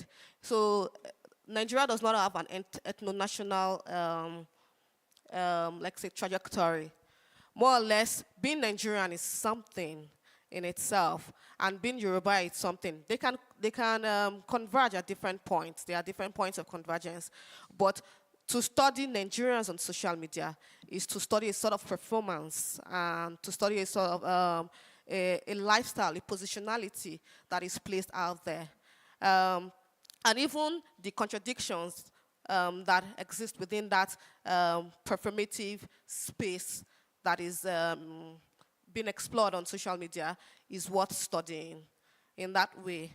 And as I already said in relation to Beran's question, it might not look like it, but I am conflating a lot of what is. My own skill is not Nigerian at all. It might look like it because I am not parsing out the identities, but on the level of penning the work, I hope to thoroughly deconstruct that, because I am very particular about what it means to refer to something as African, what it means to refer to something as black, for me, there is this strategy of, it's something that I got from James Baldwin, is a strategy whereby Africans, African Americans, and even all other shades of blackness are made to turn on themselves and then begin to create divides where actually there are more similarities. So that's something that I'm particularly working on, and I hope that somewhat also pushes the boundary of some of the things that you are presenting. Maybe just to add to that quickly, focuses that there is a history yet to be written of places, which at the same time will be a history of power. If you look at the Nigerians, like Fumi said, the Nigeria itself, is the creation of colonial administrators, in 1914s, which tells us a lot about some of the problems we have in the country, So when we tell the Nigerian story, or when we write, about Nigerian experiences, it's sort of project, that is being taken, holistically. So we're looking at, history, we're looking at, oral tradition, we're looking at, religion, politics, and how all of this, plays out, in the lived experiences of the people. So in a sense, that like my work, it does not look at the divisiveness, within the Nigerian fabric. What it does, it looks at, a sort of, nationalistic, approach to the precarities within Nigerian society. Like vibes and inshallah, for instance, could be a unifying phrase, that connects people all over the country. So yeah, it's just, a Nigerian story that has been told, not necessarily to militarize Nigeria. I don't know if that was what you said.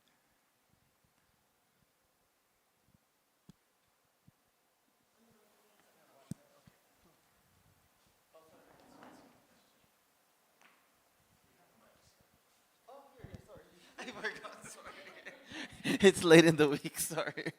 I'm having vision issues now.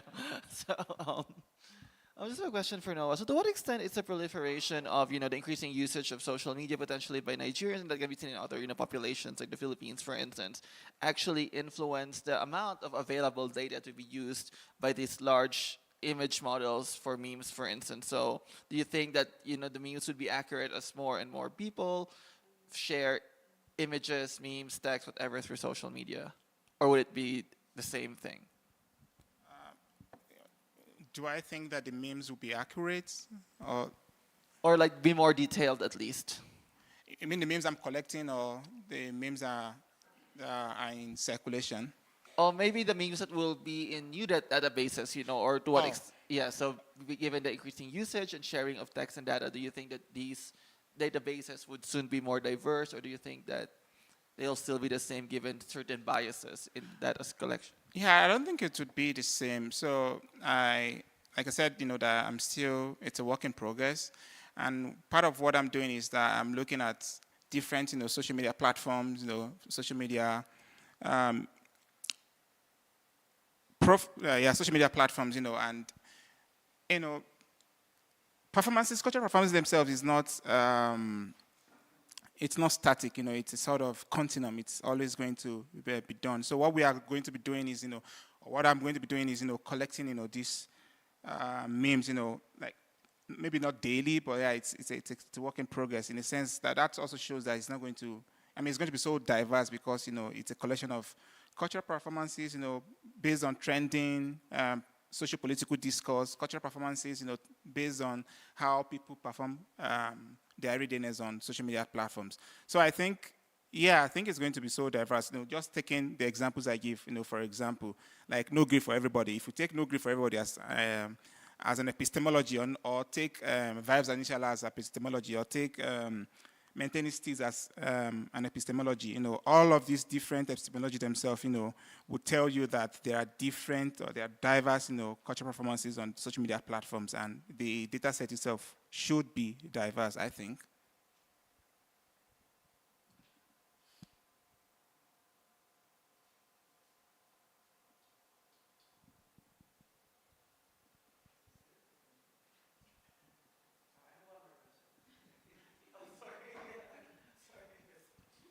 Sorry, maybe it's okay, but okay, I'll just ask it. So Fumi, I'm just wondering, so when you mentioned about like the Afro anime, is this usually made in Africa, or are there also like Afro anime that's actually made collaboratively between, Japanese manga or anime illustrators and, African artists? Oh, thank you. That's a very interesting question. Afro anime, from this perspective, is still towing the line of being made by African animation industries and African animators in general. It's a consciousness that is not yet acknowledged. So you see the anime. Okay, just to put it in context, the African animation industry just blew up. Like, it has been there for a very long time. Wale Adenuga, Tejimola, Onlani, these are people that started out with comics, and they will put it on newspapers, like Punch newspapers and things like that, that will go in circulation, and people loved it. But in terms of animation itself, it only just took off. And in that way, you begin to watch these animations and begin to realize that they actually have this anime consciousness that these people don't even realize. Some of them go on Twitter to talk about it. Like Nia Kimolayo, who I will interview subsequently, is someone that is very conscious, and he knows that this is happening on some levels. But what is interesting beyond the animation sphere is how it plays out on social media, where you find that African folks, in collaboration with East Asian folks, they do stuff on social media that are interesting. Like, it may not be animation in the full sense, it might not be sponsored by Disney or all of this, but they are very much aware. They wear, cosplay is now becoming a thing.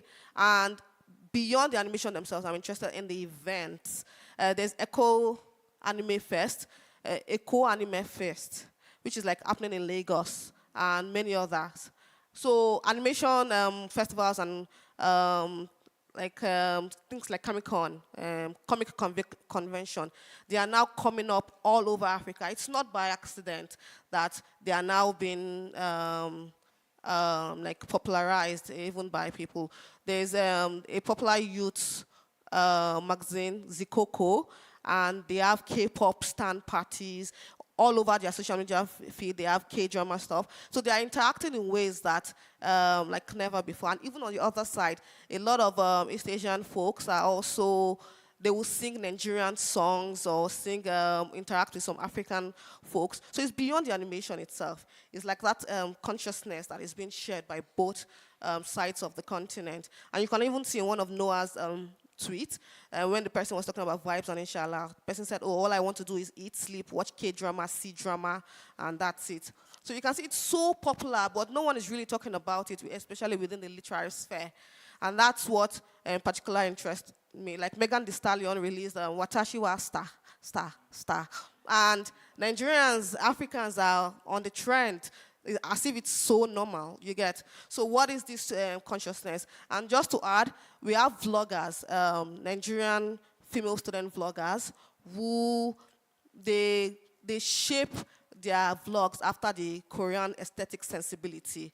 So you'll find their rooms filled with K-stars, like stickers and all of that. And even the way the video is almost as if they're living a Korean drama fantasy. So it's all over the place in different ways. And again, like I said, in music as well, most Nigerian musicians are also sharing that same sensibility, coming up with avatars and even collaborating with East Asian and non-East Asian celebrities. People were talking about this collaboration between Arasta and Jimin. Jimin is like part of BTS and everyone was going crazy about it. It might not happen, but the very fact that people are getting aware of these things shows that there's something to be documented there. I think we are done. Everyone is like looking tired.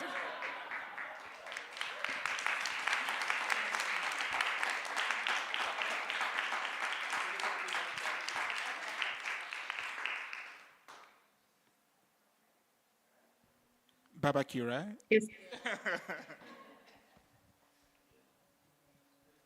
Thank you so much, Eleni, for that wonderful introduction. Yeah. Oh, you're welcome. I wish I had been there. You guys were inspiring, all of you. Thank you.